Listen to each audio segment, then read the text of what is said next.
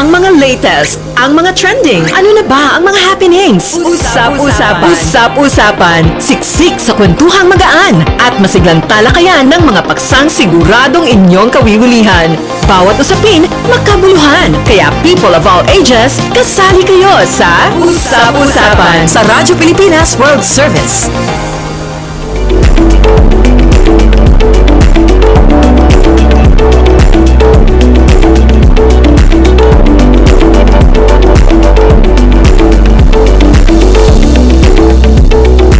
Okay, magandang araw po sa ating mga taga-pakinig at taga-subaybay dito po sa himpilang Radyo Pilipinas World Service. Narito na naman po ang ating palatuntunang usap-usapan kung saan pag-uusapan at tatalakayin natin ang mga naging usap-usapan ngayong linggong ito. Siyempre ako pa rin po ang inyong kasama sa programa. Ito po si Bea Gaza de Guzman. Live po tayong napapanood sa ating Facebook live streaming dito po sa ating official Facebook page ng Radyo Pilipinas World Service at sa ating pong YouTube channel. Mapapakinggan din tayo sa official audio live streaming natin through online radio sa pamamagitan po ng ating Evox PBS receiver app. Kung gusto niyo po kaming marinig sa online radio, pwede niyo pong i-download ang Evox PBS receiver app sa inyong mga Google Play Store at sa App Store naman po kung kayo po ay iPhone user. Siyempre, mas pinalakas, mas pinalawak na rin po ang nararating ng Radyo Pilipinas World Service sa pagbabalik po ng ating shortwave radio. Siyempre, ito po ay sa pakikipagtulungan ng Presidential Broadcast Service at ng United States Agency for Global Media o iyong mas kilala sa tawag na Voice of America. Maraming salamat po sa ating mga kasama dyan sa Tinang Tarlac, yung pong mga naka-duty ngayon sa Master Control. Sila po ang ating katuwang sa pagsasahimpapawid sa shortwave radio nitong ating pong palatuntunan. Ang ating pong English program tuwing 10 a.m. hanggang 11:30 a.m. Mapapakinggan ng ating mga overseas Filipino workers at seafarers sa mga sumusunod na shortwave frequencies. 12.020 MHz, 15.640 MHz at 17.665 MHz. Ang ating Filipino program naman po, ito ay madaling araw, no? Kasi kadalasan kung may time difference sa ibang bansa, ito po yung mga oras na napapakinggan naman tayo ng ating mga OFW, so migrant Filipinos. 1:30 a.m., 4:30 a.m., yan po ang Filipino program. Sa mga sumusunod naman na shortwave frequencies, 9.370 MHz, 9.925 MHz at 12.120 MHz. Okay, so sa ating pong palatuntunan, episode ngayong araw ng Usap-Usapan, meron tayong mga makakapanayam sa paksang, syempre ito, meron pa rin po tayong issue ng nurse shortage dito po sa Pilipinas at dito po sa Global Filipino Nurses Conference ay nabanggit na mas marami pa rin pong bilang ng mga nurse ang nagpupunta sa ibang bansa upang maghanap buhay, no? At sa ikalawang bahagi naman po, syempre napaka-Radyo Pilipinas World Service ng ating mga paksa dahil pag-uusapan naman natin sa ikalawang bahagi ng ating palatuntunan itong talagang binansagan ng AFAM supremacy, no? Marami naman daw po mga Filipino ngayon ang nagkakaroon ng transnational union o nagpapakasal sa mga foreign nationals. Sige, unahin na natin ang ating panauhin sa unang bahagi. Makakasama po natin live via Zoom si Dr. Gian S. Torres, ang president po ng Philippine Nurses Association. Magandang araw po sa inyo, Dr. Torres. Si Bea Gaza de Guzman po ito ng Radyo Pilipinas World Service. Yeah, good morning, Bea. Good morning. Yes, Yeah, maraming call me salamat. Gian or Nurse Gian, no? Nurse Gian. Nurse Gian, yes. Okay, yes. Very friendly po tayo dito. Sir Gian, maraming salamat po sa pagpapaunlak sa amin. Alam ko po na ito ay medyo mabilis ang mga pangyayari. Sabi nyo nga off the air Yes, kanina. yes. So, salamat pa rin po at kami po ay inyong pinagbigyan dahil alam ko po na mahalaga din sa inyo itong paksang ating pag-uusapan ngayong umaga. So, yun nga nabanggit natin na meron palang Filipino Global Nurses Conference po na ginanap. At dito po maraming napag-usapan na balitaan namin na marami tayong kailangang baguhin. So, eto na, straight to the point na tayo. Sir, ano po ba yung mga reforms na o policy reforms na kailangan po nating gawin ngayon, lalo na ngayong 2026 para makalikha ng mas magandang buhay sa ating Filipino nurses? Gayong sabi nila, mas marami pa rin po mga Filipino nurses ang pinipiling mag-abroad kaysa manatili dito sa Pilipinas. Nako, napakaganda nung parang reforms, parang ang dami.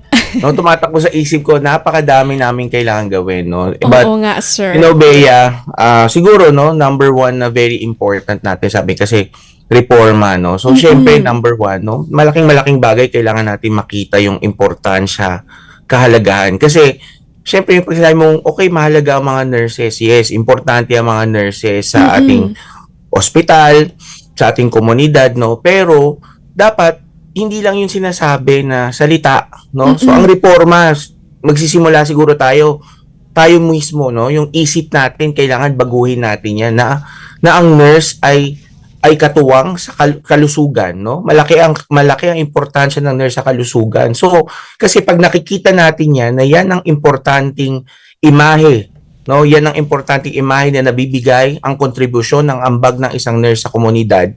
Lahat ng tao, no, papahalagahan mo ang isang nurse. At pag napapahalagahan natin ang ginagawa, no, reforma muna sa ating mentalidad sa komunidad, no, yung ating mga pasyente, makikita mo na mahalaga pala talaga ang ambag at kontribusyon ng nurse sa ating healthcare. So, dapat hindi natin kailangan pang pag-usapan na dapat ba bigyan natin ng magandang sweldo ang ating mga nurses. Yes. Alam natin kasi importante may reforma, no? Importante ang batas. Would you know, Bea, ang nursing law namin, 2002 pa yan. Kaka-graduate ko lang actually nag-board exam ako, hindi pa yan yung batas. So, kaka-graduate ko lang nung na-release yung nursing law na yan. Kaya very significant yung 2002 na yan. Pero, no, nakalagay na doon sa nursing law, for example, yung salary, 2019 lang na-implement yung ating tinatawag na salary grade 15 for entry-level nurses. So imagine mo, ilang taon yun, no? Pinaglaban natin yan na mula 2002, 2019, magkaroon ng salary grade 15. So kung may reforma, no? So syempre, malaking bagay yung salary kasi hindi biro ang trabaho ng ating mga nurses, no? Ang daming pasyente hinahandle nila. So yun, no? Pero kung titignan mo, Bea, ang salary grade 15 implemented ngayon yan sa government hospitals. Opo. Tanong, ano yung nasa private hospitals? Oo nga, no? Parehas naman sila ng ginagawang trabaho, no? Probably Yes. mas, syempre siguro mas yung ratio, mas ganyan, no? But definitely, no, I've seen government hospitals who are really strict in terms of nurse-patient ratio. Pero yung kalidad, yung trabaho, yung quality of work, parehas yan. Ginagawa nila yan. Both private and government. So dapat siguro, no, number one, pantayin natin yan. Dapat parehas yan, government and private. Mabigyan sila ng equal opportunity, no, mabigyan sila ng equal na sahod, no. Pangalawa, no, I see that may mga iba pang issues, no, na kailangan. Kasi kung ako magi-stay ako sa isang lugar, dapat nakikita ko meron akong career progression. Yes, that's true. Meron akong, kasi makikita mo yung mga nagsalita doon sa global conferences, no? Makikita mo talagang, you see that they are really leaders, no? They are really nurses who are practicing independently kasi meron tayong tinatawag na nursing specialization, no? At meron tayong tinatawag na advanced nursing practice. And as of now, no, with the current legislation, wala pa yun eh. Okay. No, so medyo limited yung saklaw nung ginagawa ng isang nurse, no. So that's why kung makikita mo, maganda yun kasi syempre kung ako nakita ko, may career progression ako, meron akong pwedeng mag-progress, no. I know in the PRC meron ng move eh. But I think siguro yung reforma doon, mas concretize siya ng legislation, no, na klaro, no, na meron tayong tinatawag na advanced nursing specialization, may advanced nursing practice. So mas may oportunidad, no, na makikita ko yun. No, and syempre, no, hindi naman sa nagre-request tayo ng sobra, no? Okay. Pero magandang basahin din talaga na yung 15 ba, salary grade 15 is enough. Baka pwede pang taasan. Kasi, kung titignan mo, Bea, sa region, no, I think in one of our documents, no, makikita mo sa ibang lugar, no, ang laki ng sweldo, no, na may iba nasa 200, 100,000 a month, no? Samantalang sa atin ang salary grade 15 is roughly around tumaas naman ngayon nasa 40 plus thousand. Pero Yes. 40 plus thousand, syempre, may binubuhay kang pamilya, may pinag-aaral ka, hindi na biro ang tuition fee ngayon, hindi na biro, do. So, I totoo. teach na university, and makikita mo, hindi na biro ang tuition fee. So, kung ikaw gusto mong pag-aralin ang mga anak mo, ganyan, so, talaga, you really need that salary, no? So, siguro, yun yung una. Now, may isa pa, Bea, yung okay lang ba? Masyadong passionate, no? Go ahead po. may Yan isa ang pa, gusto no? namin. Yung work setting natin, no? Yung sinasabi natin, we push, no? Ang PNA is a welfare organization. No? So, ibig sabihin, gusto natin na siguraduhin na ang work setting, no? May tinatawag na tayong positive practice environment. Kasi, you know, ang pag maganda ang pamamalakad, people will stay. No? Sometimes we always think salary is everything, no? But one thing that we have to recognize is even if you give them good salary, but you don't give them the good work setting, no? So, yung recognition, no? Yung pagpapahalaga, napakalaking bagay yan. 'Di ba? Alam naman namin, no? Ang pasyente namin pinapahalagan kami, pero ang mga leaders ba namin, no? Nararamdaman ba namin yung pagmamahal o tinitignan lang nila kami as workforce lang, no? Now, pangalawa, no, yung ating sinasabi natin na ano yung nurse patient ratio. Maganda, tignan natin, no? Kasi syempre nag-iiba na, no? Makikita mo maraming mga young nurses nag-quit na, 1 month pa lang sa trabaho nag-quit na kasi Ayun na nga. yeah, kasi yung trabaho nila hindi kumbaga parang sobrang dami ng workload, no? Kasi syempre alam ko may mga certain ratio sa DOH, no, that we recognize, but syempre times are changing, no? Ang mga sakit hindi na the same. Dapat yun ang mentality natin kasi ang sakit nag-evolve. Ang gamot dati, 'di ba? Halimbawa, antibiotic, ang mga sakit kung may inuubo, tableta lang okay na. Pero ngayon, hindi na tumatalab yung mga tableta minsan. So ano nang mangyayari?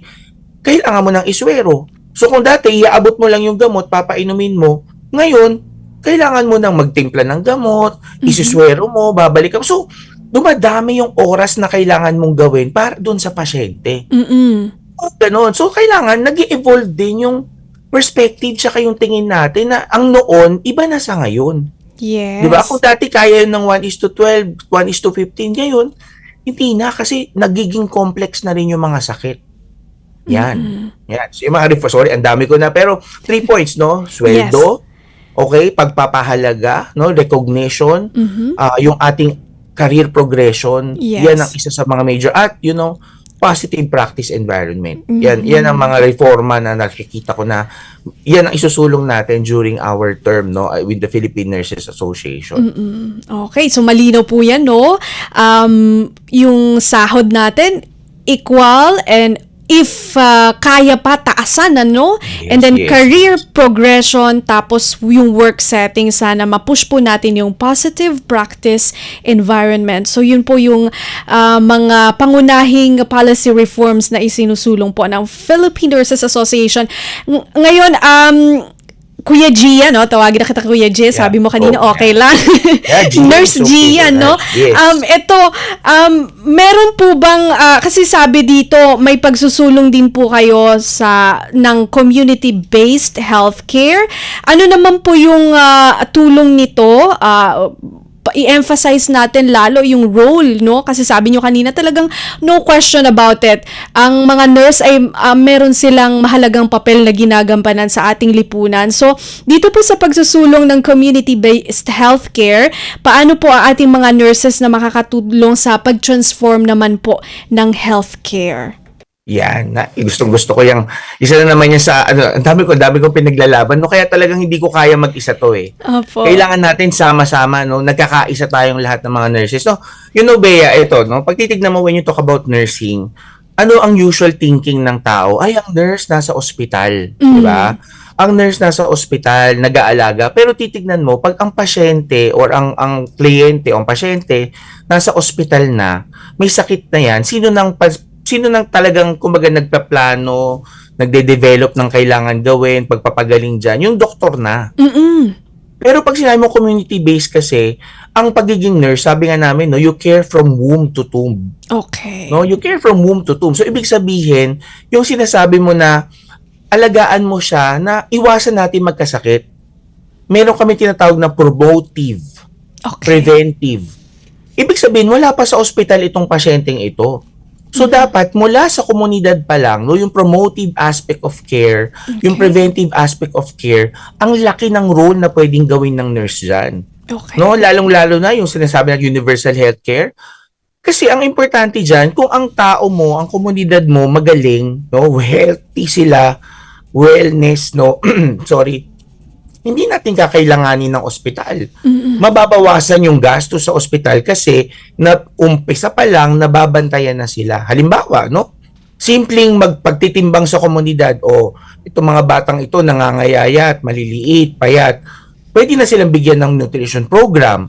O, di naging maganda ang kalusugan nila. Pwede ngayon, hindi na sila kailangan magkasakit. 'Di ba? Or halimbawa, nakita naman natin, may mga ilan tayo sa komunidad, masyadong crowded yung lugar. O pwede tayo mag-request na pa-x-ray na itong mga ito, no? Yung para maiwasan yung hawa-hawa sa komunidad, yung gano'n, no? O di kaya, halimbawa, turuan mo sila ng wastong pagkain. These are all part of wellness, no? Pag-ehersisyo, no? Yan, malaking bagay yan. So, yung health promotive aspect, napakalaki ng contribution ng nurse na pwedeng gawin dyan. Kasi, ang nangyayari kasi ngayon, even our community health nurses, kulang. Okay. No, kulang ating community health nurses. So, ang nangyayari, pupunta sa health center, may sakit na. Pero dapat may mga programa pa sila na nais isulong. Kaya lang, sa dami ng pasyente na kailangan tugunan, nawawala yung promotive aspect na kailangan gawin, no? So yun lang, no? And that's something that we can really work on at talagang makakaambag yan sa universal healthcare kasi makakabawas ka ng gastos kasi nga pag nasa ospital na mas mahal na. Pero pag nasa promotive aspect ka pa lang, di ba? Halimbawa, may bagong diagnosed na diabetic yan, may tumututok na nurse dyan, no? Nitong tutok, no? So, at least sa community pa lang, yung prevention ng komplikasyon. Kasi mangyayari, alam mo ba, simpleng diabetes, pag hindi na control ang blood sugar, pwede maputulan ng paa ang pasyente. True. No? Pangyayari, edi mas mahirapan na siya. Operasyon na yung gastos na naman, yung kapasidad niya para makagawa, makapagtrabaho, naapektuhan. So, dumadagdag lahat yan. Nagkakaroon ng impact yan hanggang sa poverty, di ba? Kasi wala ka ng trabaho, maghihirap na naman.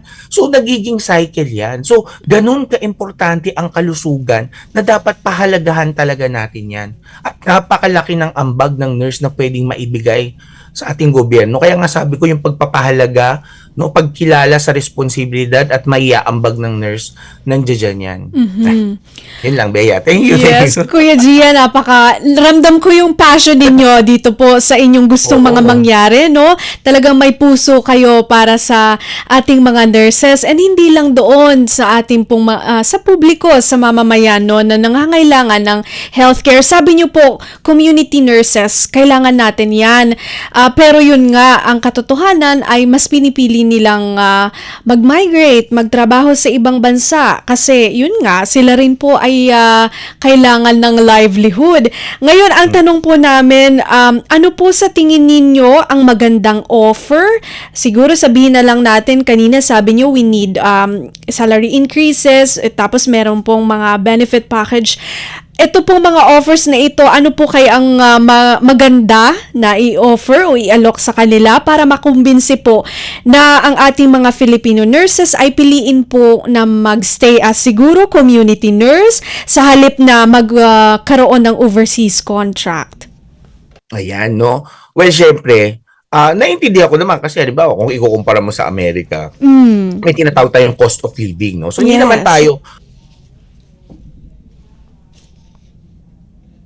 Hello, Sir Gian?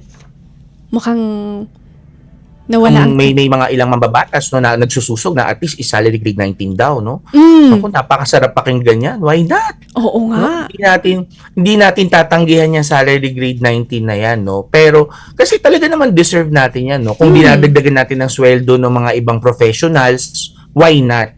No? So, oo, laban natin yan, i-push natin yan. So napakagandang suggestion yan, no? At susuportahan natin yan, no? Kasi syempre, no, kung nagdadagdag tayo sa ibang mga professionals, maganda yan, no? Idagdag natin yan kasi talagang syempre yung complexity ng trabaho iba-iba no? So, dapat titignan natin. Naiintindihan natin, syempre, may mga, lahat kami sa healthcare profession, may mga karagdagang inaambag talaga kami. Iba-iba kami ng responsibility. So, wala namang problema doon. But, syempre kami bilang mga nurse, kung kaya nating taasan, no? So, salary grade 19 would be definitely. Pero sana, no, laging nating tatandaan, huwag kakalimutan na nasa private sector. No? Okay, Now, yes. ito pala Bea, no? Isa pang nais ko kasi bilang ako, sabi ko kanina, no, bilang isang educator, professor, although nasa private institution ako, medyo may tinatawag din akong disparity, no? Kasi alam mo, yung part of career progression na sinasabi natin, isa rin yung kasi na pwedeng hindi ka umalis kasi lipat ka sa university, no? Remember, malaki rin yung role mo na magturo, malaki rin yung role mo na mag-ambag para dun sa training, sa development ng ating mga young nurses, no? Alam mo ba sa ating salary grade, no? Kung ang requirement kasi sa batas para maging teacher ka, you have to have at least 1 year of experience, no? At meron kang master's degree. Okay. Pero, pag pumasok ka sa gobyerno as a beginning clinical instructor, yan yung tawag natin para nagtuturo sa estudyante, no, clinical instructor, ang salary grade mo 12.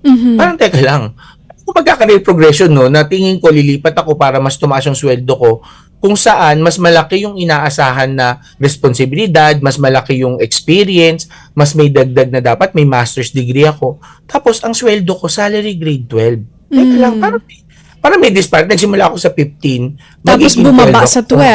12. Kung ako'y nagsimula sa government, di ba? Parang, although pag government naman kasi, ano yan, dala mo yung rango mo parang Okay, ganon. Pero, yes. pag sa private, halimbawa ako, galing ako sa private, dilipat ako sa gobyerno, tapos bibigyan ako simulang salary grade 12, teka lang, parang may mali, no? Kasi, di ba, mas mataas pa yung requirement sa'yo, pero, maliliit yung sweldo mo o mas maliit yung sweldo mo kasi you also have to think about nurse education kasi that's one area that nurses can venture. Hindi aalis yan kasi ako pag tinanong mo bakit ako hindi umalis, no? I'm a licensed in the US, no? Pero hindi ako umalis because I enjoy my work. I see the progression in where I am, no? I'm proud that meron akong nilulook forward kasi yung ganon, and I really enjoy working. So I earn good, no? And I didn't intend to stay, no? Pero para naman doon sa mga talagang gustong umalis, no? Syempre ang PNA hindi natin kayo pinipigilang umalis kasi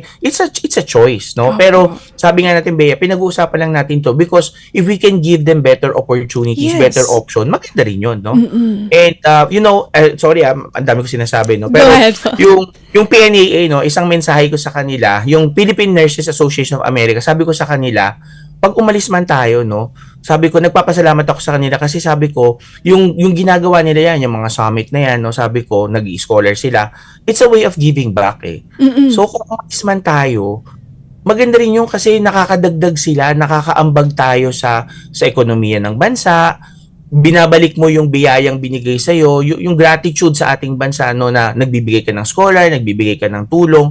At sabi ko nga sa kanila, wag lang yun, wag lang pera, hindi pera kailangan namin dito. Tumulong kayo sa mga reforma, tumulong kayo. And that's something that we appreciate, no, na dapat, kasi yung pera, lilipas lang yan Pero yung konkretong programa na maibibigay nila at nabibigay ng ating mga, di ba, yung pagme-mentor, sabi ko, advanced practice. Yes. i-shape yan para mas maging concrete yung mga programa. Yan. Okay. Speaking of, kasi sabi nyo parang itong mga nagmamigrate, di natin sila pinipigilan. Actually, nakakatulong sila kasi pag bumabalik, sila rin ay nagbabahagi na ng kaalaman kahit na siguro pansamantala lang silang bumabalik. In relation to this, how about yung mga overseas Filipino nurses natin na gusto na pong bumalik talaga permanently, kumbaga sabihin na natin na ayaw na nilang mangibang bansa. Gusto na nila dito na lang sa Pilipinas, no? Umuwi na. Meron po bang programang kumbaga nililink ng Philippine Nurses Association itong mga global Filipino nurses sa ating mga agencies, o siguro kung meron kayong in-spearhead na initiative para i-reintegrate sila o kumbaga makapagsimulang muli dito sa Pilipinas? Well, actually, that's a very good suggestion, no? Kasi meron kaming Committee on International Relations, no? Okay. And I think, no, this is a program that I could actually suggest, no, to our Committee on International Relations na tumulong, no? So, tsaka syempre kasi, you know what?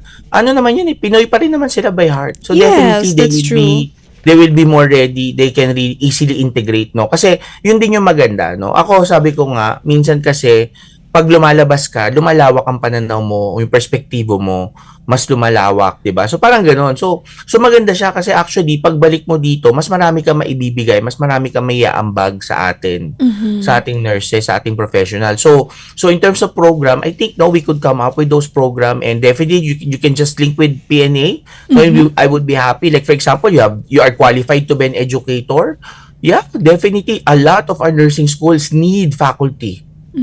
No, ang dami at siyempre kasi sa private mas malaki ang sweldo, kaya nga sabi ko ibang different, mas kumbaga compared sa sa government na salary grade 12 nga for a beginning clinical instructor, so they might go to the private institution, so that's an opportunity. Yes. So marami, no, and definitely mentoring will be one approach. Yan, so pwede tayo makatulong diyan, no, kaya lang as of now sabi ko nga kakaupo ko lang din, but this program is highly recommended, no? And we're here. And actually, siguro isa pa, Bea, no? Hindi lang yun nasa abroad.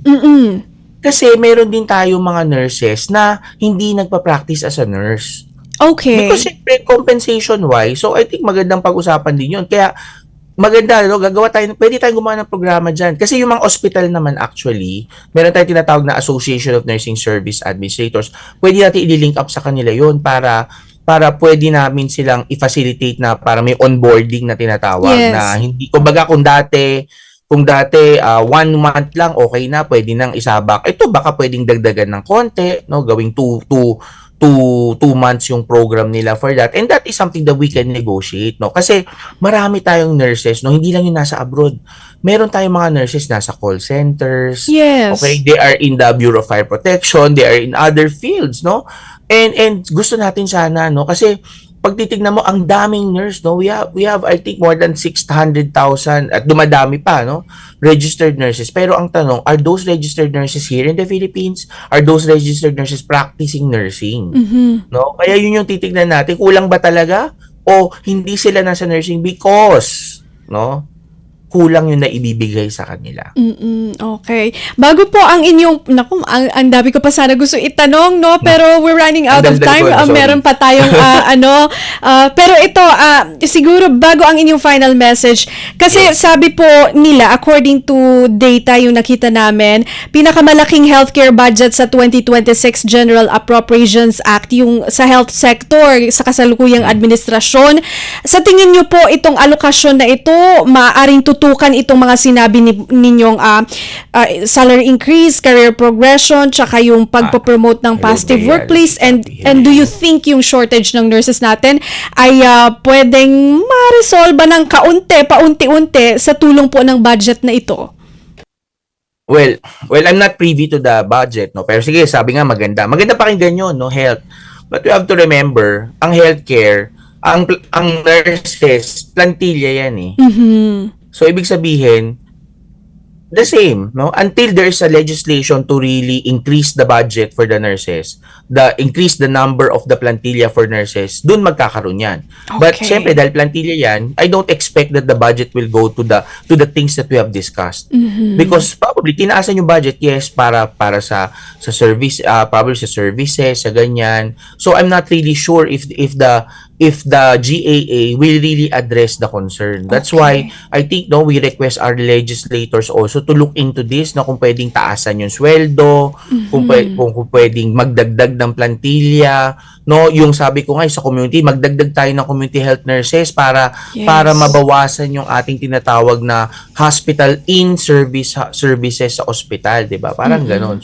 So yun, no, pero hindi enough yan no? Kasi talagang sabi ko nga, yung sinasabi natin na yung zero balance billing, yes, I know the government is trying to look into that, no? Na talagang walang babayaran yung pasyente. Kaya lang, syempre, makikita mo walang babayaran, pero yung pila mo naman, ilan? Yung gaano katagal kang pipila para mabigay sa yung serbisyo, 'di ba? Parang ganoon. So dapat ang pag sa zero balance billing, meron tayong idea talaga na pag nandiyan ka, pumunta ka, ma-attendan ka, 'di ba? Parang ganoon. O may pila ba? Yung pila, but the pila is reasonable, 'di ba? Hindi yung pila na nakapila kayo, nasa ER kayo, nagaan. 'Di ba yung ganoon? So yun sana, no? And ako, we're very hopeful. Alam ko may mga reformang ginagawang ating administrasyon, ang ating DOH may ginagawa. Pero yun lang. So medyo, sir, ma'am, no? Konting push pa, no? Yes. So pagkasabi ko nga, hindi lang nandyan, pero laban lang, no? So tuloy-tuloy lang natin yung reforma at saka progressive actions on these matters. Okay. So, legislation, may pagbibigay din doon si Kuya Gian. Alright, sige po, ang inyong parting message na lang po sa ating mga tagapakinig at tagapanood dito po sa Radyo Pilipinas World Service. Yeah, maraming salamat sa opportunity, and sa mga tagapakinig, no, kung may mga nurses na nakikinig na nandyan, no, so sana po, no, tulungan niyo po kami sa Philippine Nurses Association. Hindi lang po ako ang PNA, hindi lang po kami ang PNA, tayo po sana lahat, no. So tayo pong lahat ang PNA, magkaisa po tayo mga nurse, kasi pag nagkaisa tayo mga nurses, no, mas at yung dignidad na binibigay natin sa ating trabaho, sabi ko nga yung image, no, maraming salamat dyan, kasi kailangan kasi yung imahe natin, napapahalagahan tayo kasi binibigyan natin dignidad yung ating trabaho at yung ating sarili. Kaya yun lagi kong sinasabi, na napakita natin ano yung halaga natin sa komunidad, magkaisa tayo, at definitely mas mapupush forward natin itong mga legislation sa tulong ng ating mga kaibigan, no, sa media. Maraming salamat sa oportunidad, no. Sana tutukan natin ito. Itong kwentuhan natin, sana malayo ang marating, Bea, no. Yes. Na sana, Naku, sa susunod, pag may development, sir, mag-guest kayo ulit. Pag-usapan natin yan. Yeah, yun po, at maraming salamat po, at yun po, no, alagaan natin ang ating mga sarili, at hayaan nyo po kami mga nurses, tulungan kayong alagaan ng ating kalusugan. So maraming salamat. Ayan, maraming salamat po kay Kuya Gian sa inyo pong oras. Mabuhay po kayo at mabuhay po ang samahan ng ating mga nurse. Thank you, Bea. Thank you. Yan po si Dr. Gian S. Torres, President po ng Philippine Nurses Association. Magbabalik po ang usap-usapan, paalala muna mula sa himpilan. Anong latest? Mas pinadali na ang government transactions sa tulong ng eGov.ph Super App. Pwedeng-pwede mo nang magawa ang lahat ng ito. I-download ang eGov app sa iyong smartphone o tablet mula sa App Store o Google Play Store. Pagkatapos, ilagay ang iyong mobile number at i-authenticate gamit ang one-time PIN o OTP para marehistro ang iyong account. Saka ilagay ang iyong mga pangunahing impormasyon at kumpletuhin ang facial recognition technology para sa verifikasyon ng iyong pagkakakilanlan. Para sa mas mabilis at mas maayos na serbisyong panggobyerno, gamitin na ang eGov.ph Super App. Latest. Usap-usapan. Dito sa Radyo Pilipinas World Service.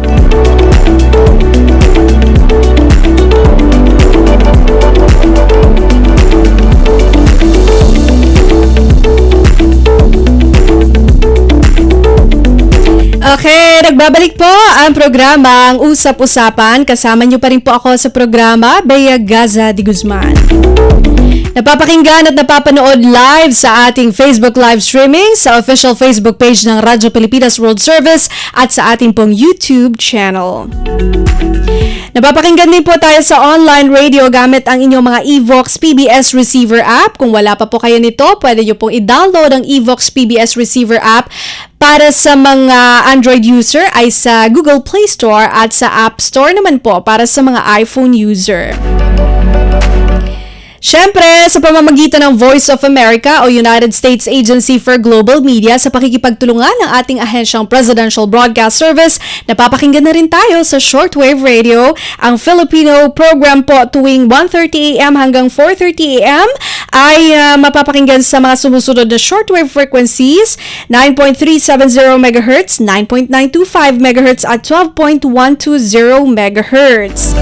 Ang English program po tuwing 10 a.m. hanggang 11:30 a.m. mapapakinggan sa mga sumusunod na shortwave frequencies, 12.020 MHz, 15.640 MHz at 17.665 MHz. Okay, hindi po natin na-shoutout. Shoutout po kay Sir Sean Kyle Flores watching from Sapang Bato, Angeles City, Pampanga. At kay Sir Melvin Miranda, shoutout din po sa thank you rin po sa pakikinig at pag-connect sa amin. Siya po ay kasama ni Sir Gian dito po sa Philippine Nurses Association. Okay, di na natin patatagalin. Ako, ang dami ko pang promote, pero kasama na po natin live via Zoom si Sir Mark Angelo C. Sanchez, isa pong sociologist at siguro doon po sa mga nagfa-follow sa kanya, sana po nakikinig kayo. Ang kanyang social media handle po ay Your Pinoy Sociologist. Magandang araw po at welcome po sa Usap-Usapan, Sir Mark.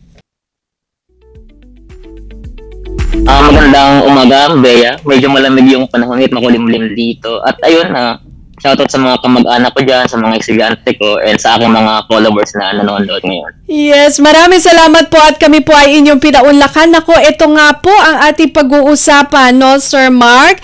Meron na pong talagang binansagang AFAM Supremacy tayong tinatawag.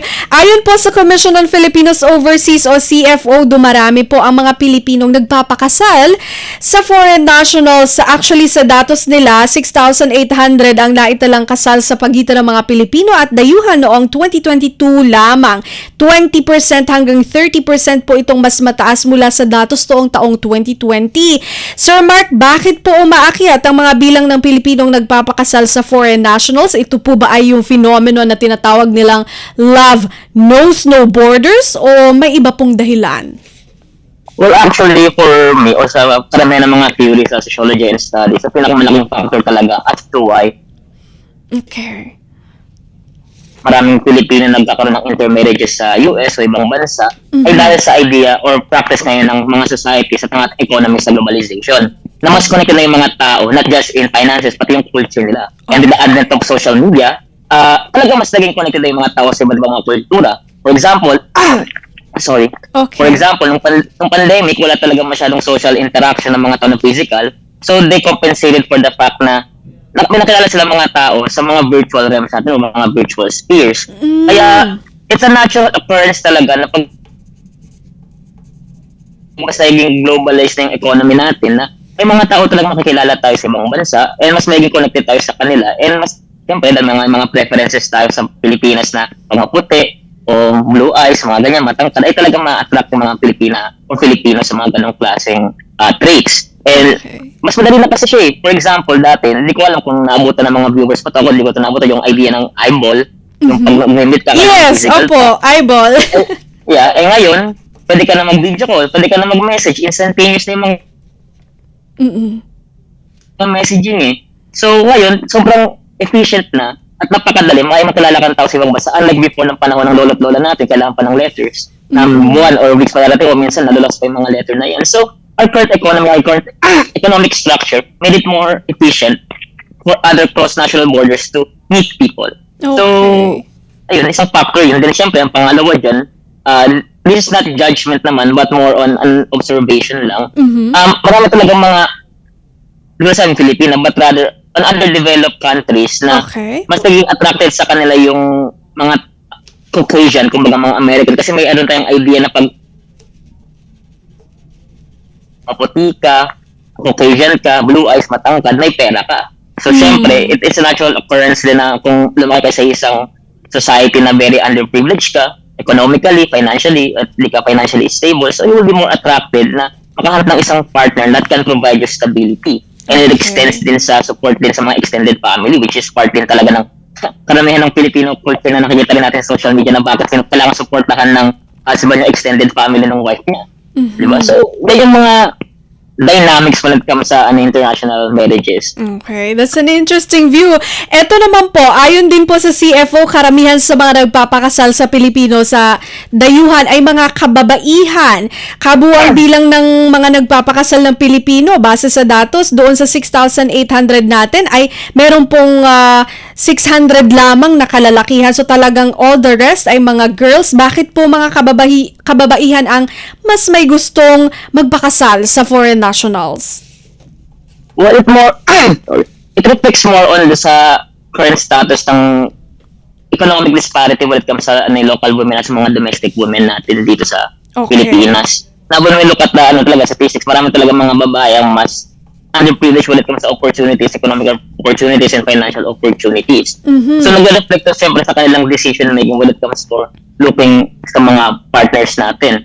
Kaya nga, yung nabanggit ko earlier, kung meron tayong Caucasian idea of American world, kung maputi ka, matangkad ka, siyempre, yung mga opportunity, yung mga kababaihan natin to be more stable. Kung wala sila makikitang opportunities dito sa Pilipinas. And meron ding study, I think it's from Pew Research ata, na magkakaroon na as women are more, for example sa US, mga women doon, dahil meron silang mas economic power at autonomous sila sa body nila, ay nagkakaroon sila ng more power to lead marriages, lead relationships. Kaya meron tayong mga conservative na mga Americans that will go to underdeveloped countries na perception nila ay mas, mas conservative, mas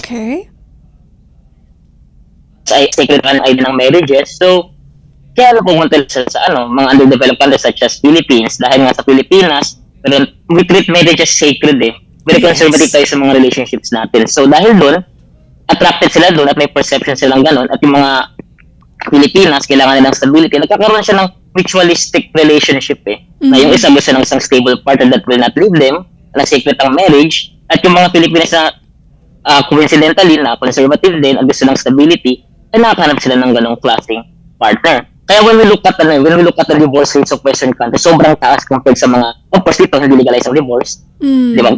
It also reflects na sa ating pagiging conservative sa marriages. But when we take a look at the statistics, na kung mga babae may mas control sila sa kanilang decisions when it comes sa marriages, sa kanilang finances, ay talagang mas may tendency sila to leave certain relationships na feeling nila hindi na nila deserve yun. Habang sa Pilipinas, we have a tendency to stay in such relationships either for stability o mahal talaga nila yung partner nila o yung ganong dynamics ay na pag-usapan naman nilang mag-partner. Okay. Ganito kasi, Sir Mark, sabi niyo po kanina talaga merong mga na-attract sa blue eyes, tapos syempre na i-associate o iniuugnay nila to sa kakayahan na economically o financially, no? So ito po ang tanong namin, paano po ninyo ipapaliwanag kasi karamihan daw po nitong mga Pilipino na nagpapakasal ng foreign nationals, ang pinakamataas sa nationality ay Amerikano. Tapos meron pong media outlet na nagsasabing meron na daw pong AFAM supremacy dito sa Pilipinas. Ano po masasabi nyo rito? Well, it makes sense kasi when you look at our history sa education system, ang Amerika hindi naman pinaka-nag-colonize, but nag-build ng mga infrastructures natin dito when it comes to education. Okay. And our education system is primarily Western-centric and US-centric. Ang democracy based siya sa our democracy or constitution ay based siya sa sa US Constitution. Kaya pag nakita natin itong mga ganong klase, bakit American? Sobrang lapit ng kultura natin sa mga Amerikano because of colonization and karamihan ng mga media outlets natin. For example, yung mga media, mga movies, mga films, Netflix, Facebook, these are all Western, ito mga American companies to. So kung nakakita tayo ng mga ganitong klaseng media, syempre it reinforces the idea na what if magkaroon ako ng relationship with these Americans, with these foreigners. And kaya parang yung question na yan parang ano siya, from external people sa issue, parang bakit nga ganun? Pero pag we look at our history, na very material. Sobrang lapit ng policies natin, sobrang lapit ng economy natin, sobrang lapit ng culture natin sa mga Americans. So when it comes to cultural homogeneity, yung parang sameness ng kultura, sobrang lapit tayo. Kaya nga, marami nagsasabi, di ba, Filipinos sa Southeast Asia ang pinakamagaling magsalita ng English. Opo. Kaya makikita natin na, okay, so for Americans, sabihin natin na for Filipinos, maraming conservative na Filipinos na sacred ang marriage and relationships, wala masyadong language barrier kasi they can speak English from a very young age. And yung culture natin sobrang lapit sa kanila. So, parang it makes sense for Americans na, okay, hindi mo mas madali, but rather, mas convenient yung idea ng stable ang relationship with Filipinas. So, yan yung apam supremacy na kumbaga na tinatawag nila na, it's naging wing na rin kasi siya, di ba? Dati yung narinig yung apam ng college ako eh. Oo. Ano yung apam? Kasi yung pala, it's foreigners na assigned in Manila. Yan, Opo. assigned Opo. Sir Mark, in Manila. Mm-mm. So, it's naging meme siya na rin for social media, naging joke. Then ngayon, it's talaga, it has material roots kung bakit ba nagsimula to. Sir Mark, totoo po bang mayroon ng shift mula sa traditional courtship papuntang digital matchmaking? Sa tingin niyo po ba empowering ito o mas prone sa vulnerabilities? Actually, it's social and psychological eh. Kasi may mga studies na nagsasabi na dahil nga traditional matchmaking, yung parang modern matchmaking quote-unquote na yan mga, sa Facebook dating, sa Tinder, sa Bumble, it increases the rate of rejection kung wala nagmamatch sa'yo. So, para nakakalala siya ng insecurities mo. Okay. And mas nakakaroon ka ng parang anger sa mga ganyang klaseng system. Unlike traditional matchmaking na date nakikita mo, makikilala mo siya, unlike superficial sa mga, sabihin natin mga ganyang klaseng platforms. Kasi when we talk about traditional relationships, in the case of sa context ng hinahanap ng mga partners sila, yung traditional ba na yan, in a sense na gusto lang nila ng sacredness of relationship, sacred ng marriage, hindi magdi-divorce, kasi ganun siya. And ganun ang define natin ang isang traditional relationship. Then, yung international marriages na ganyan, ang structure nila is more conservative than the liberal point of marriage na madali mag-divorce. Sa Pilipinas, sa Pilipinas nga ngayon, di ba parang marami nag-advocate ng divorce. And ako ay support that kasi naniniwala akong dapat talaga may autonomy ang mga tao when it comes sa marriages. Pero, tulad sa mga ganyang klaseng views kasi, what do we mean by traditional? Like, traditional ba in a sense na may courting? Traditional in a sense na ayun nga, na kailangan sobrang sigad pa lang, mga lola't lola natin, mga 20s pa lang, o teens, nagpapakasal na. Oo So, nga, no? Kaya it Iba makes ang sense na, pakahulugan ng traditional. Yes, kaya what is traditional ba? Kasi if ngayon, I would say na mas traditional na ngayon yung mga online dating compared sa mga dati. Kasi we build, sobrang inconvenient na makapag-meet with people physically, ang traffic, ang mahal ng mga gastusin, saan ka pupunta, daming tao. So, these are the systems na na-build doon to compensate for that na, okay, matchmaking lang, chat-chat na lang, and syempre magkakaroon ng issues yan kasi it doesn't feel authentic eh, and parang nawawala talaga yung sincerity when it comes to those conversations. Kaya it's a two-way on how we look into it with the okay. idea of traditional matchmaking, traditional dating. Sir Mark, nabanggit niyo po yung word na autonomy. Kumbaga, ang sarili mo ang magde-decide kung sino ang pakakasalan mo. Pilipino ba yan o foreign nationals? Dapat may autonomy ka. Meron po kaming katanungan kaugnay niyan. Mayroon pong guidance and counseling program para sa mga Pilipinong nagpapakasal sa foreign national. Paano po natin ito tinitingnan? Ito raw po ba ay state-regulated intimacy o protection lamang po ito sa human trafficking o may pag-over police na raw po ba sa pribadong buhay ng mga kababaihang Pilipino? When I read that question, parang naging siya eh, parang it's a rounded question kasi all those things are true sa system na yan. Yes, it's a state regulated intimacy, while at the same time it protects them from possible human trafficking, which is dahil nga rin sa globalization, sa more connected world natin, mas mataas talaga yung mga alit ng human trafficking ngayon. And it's also somewhat pag-police din eh. Pero pag-police, kasi pagdating sa mga ganyang klaseng government structure, we need to have regulations in place Yes, talaga. But that's it shouldn't stigmatize this relationships. Kaya nga, bangat ko pa lang, ang sasabihin ko dito is not judgment, but rather observation lang sa mga existing theories, sa mga existing studies, ganyan. Pero, parang kasi siyang questionable social media na, for example, sa Australia, parang, di ba, binan nila yung social media. So, parang, ang nangyayari kasi ngayon, pag pumapasok mo yung government sa ganyan, does it automatically mean na it's a bad thing, ganyan, or is it means to protect these people in the first place? Okay. Kasi di ko alam specifically yung policies, yung guidelines, ini-interview ba nila, ganyan, o masyadong maraming tanong. Kasi, pero, ako kasi,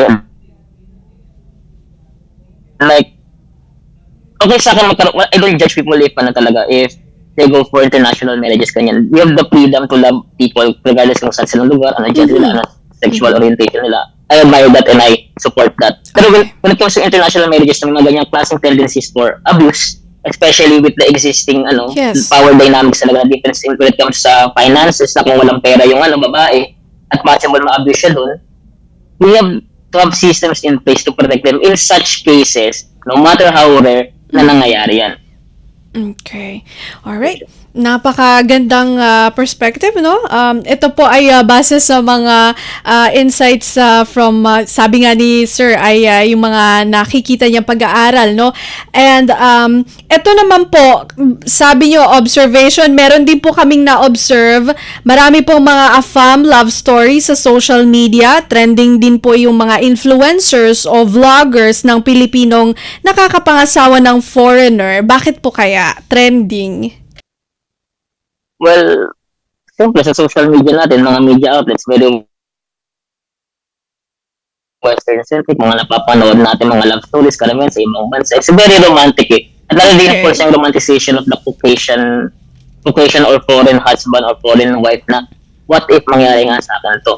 And when it comes sa mga vloggers kasi, they're becoming a source of inspiration for other people to have that kind of lifestyle eh. For example, may mga case na yung mga vloggers na nakakita sila ng mabuting partner na taga-ibang bansa, din sa ibang bansa na hindi they're treating them well, sinashowcase siya yung life niya. At sobrang different sa mga local Filipinas. So yung mga local Filipinas na gusto ng ganong relationship, syempre, gusto nila magkaroon ng atin ng ganong buhay. Eh nakikita lang nila, dahil nga underprivileged yung ibang kababaihan natin, isa silang marginalized sector, ay sasabihin nila na, baka ito lang yung way. Para, hindi na gumanda yung buhay ko, makahatang partner. So, it's self-reinforcing, nagsa-self-reinforcing structure ng yung ma-attract ka sa ganong klase just because they can give you that sign of stability, that kind of life na princess ka, reyna ka na pinaprovidan ka na hindi ka na naghihirap. So, it's a factor of systemic issues, yung material roots natin dito na mahirap talaga ang buhay, especially for women. And may factor din dyan yung mga institutions such as social media and media outlets that reinforces that idea. And then nandiyan dyan yung talagang mismo system talaga natin that produce these material issues at yung system na yan that created this narrative na okay yung ganyang klaseng buhay, which is okay lang naman if stable, wala namang problema dun eh. Sir Mark, ito po, ano po ba, kasi yun nga, sabi nyo, nakikita natin doon sa mga vloggers, talaga pinapakita yung buhay. Pero syempre, meron pong mga pinagdadaanan tong mga transnational unions na hindi natin nakikita doon sa mga vlogs nila. Sa tingin nyo po, Sir Mark, ano po ba yung mga cultural adjustment na pinagdaraanan ng mga Pilipinong nagpapakasal sa foreign national? When it comes to cultural adjustment, two-way yan eh. Of course, meron tayong mga Filipinos and Philippines na nag-adjust in terms of being more direct kasi sa Western culture. Kailangan direct kasi sinasabi mo. Hindi yung pwedeng paihinhin ka kung anong gusto mo sabihin mo. Unlike sa Pilipino na parang papadaanin mo pa ng ilang sinasabi mo na pero yung ayaw mo lang maging direct kasi ayaw maka-open. Sa mga yun yung isa sa mga nakikita ko, based sa mga nakikita ko mga interview last night na kailangan maging direct to the point yung gusto mong sabihin at maging open sa mga relationships. And syempre, sa sa perspective ng mga foreigners, ay yung talaga, pagtitreat sa extended family. Isa yan sa pinaka-nakikita kong madam, sa mga observation at sa mga conversations, sa nakita kong mga forums last night, na mga expats, mga ganyan, na foreigners na nandito na, may issue sila when it comes sa parang kailangan pa nila financially sustain yung extended family ng kanilang wife. Eh sa Pilipinas, very common yun, di ba? Na kailangan mo yung i-treat yung extended family as the same family ng immediate family ng wife mo. So, when it comes sa cultural adjustments na ganyan, wala na tayong masyadong problem when it comes sa language, sa parang pinaka-material culture, like yung paano, yung mga interest, ganyan, dahil nga sa social media, yung globalization. Kahit nga food, di ba, parang walang problema yung mga Amerikano sa Pilipino food, wala din problema yung mga Pilipino sa mga American food kasi we're having it halos everyday na integrated sa culture natin. But yung mga micro, yan yung mga micro Okay. cultural adjustments na yan is of course talagang usapan na lang ng mga mag-partners na yan. Okay, nako, ang dami ko pa sanang gusto itanong, Sir Mark, pero we're running out of material time. Bago na lang po yung final message, isa pang katanungan na curious din kami dahil pinag-uusapan na rin natin yung cultural adjustment. Meron din po kasi mga nagtatanong, yung mga may karelasyon na foreign national, ano po ba yung kailangang tignan na sociological red flags from a perspective of a sociologist like you, or pwede rin po siguro kung ano yung mga pwedeng tignan na cultural bridges, sir?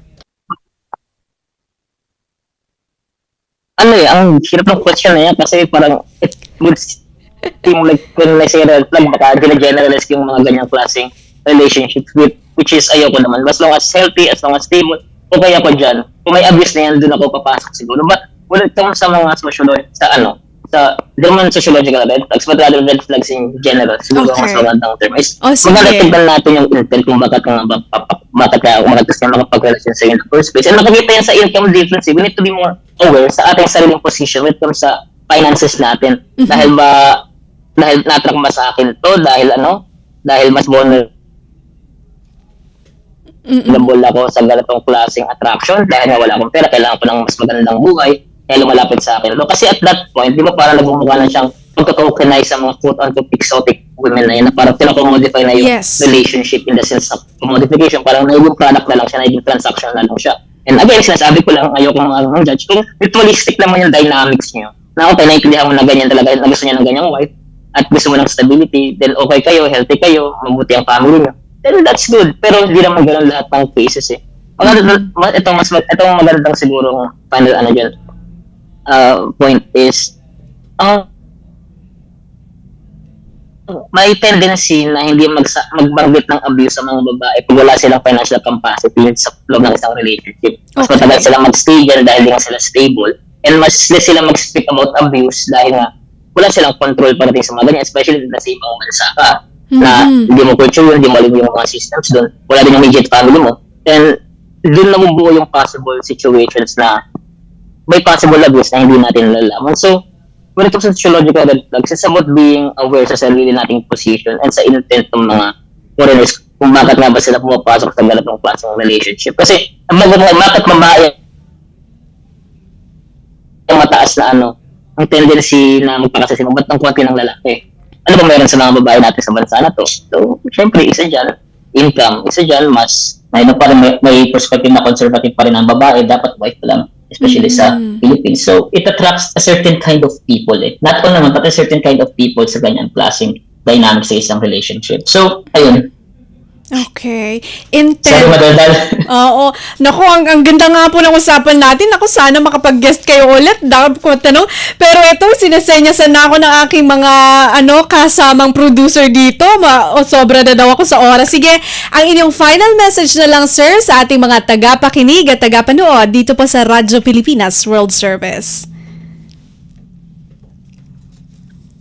Ayun, meron ako masyadong message, maraming problema sa bansa, huwag kayo matakot magsalita sa mga issue na ito, karapatan nyo yan, and ayun, laban lang tayo para sa sarili natin mga karapatan. And ayun, shoutout ulit sa aking family, sa friends, sa girlfriend ko, ayun.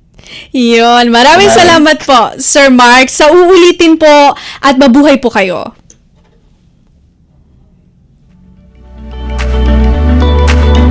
Yan po si Sir Mark Angelo Sanchez, isa pong sociologist. Ang kaniyang social media handle ay Your Pinoy Sociologist. Maraming salamat po sa ating mga naging panauhin, sa ating pong mga nakinig at nanood sa episode ngayong araw ng Usap-Usapan. Maging po syempre sa ating mga nakasama sa technical side kay Sir Anthony Pimentel sa Master Control, kay Hero Lucero sa ating Warcast, at sa aking po mga co-producers Erwin Peñano at Jerome Toledo. Muli ito po si Bea Gaza de Guzman. Magandang araw. Ang mga latest, ang mga trending, ano na ba ang mga happenings? Usap-usapan. Usap-usapan. Siksik sa kwentuhang magaan at masiglang talakayan ng mga paksang siguradong inyong kawiwilihan. Bawat usapin, makabuluhan. Kaya people of all ages, kasali kayo sa Usap-usapan sa Radyo Pilipinas World Service.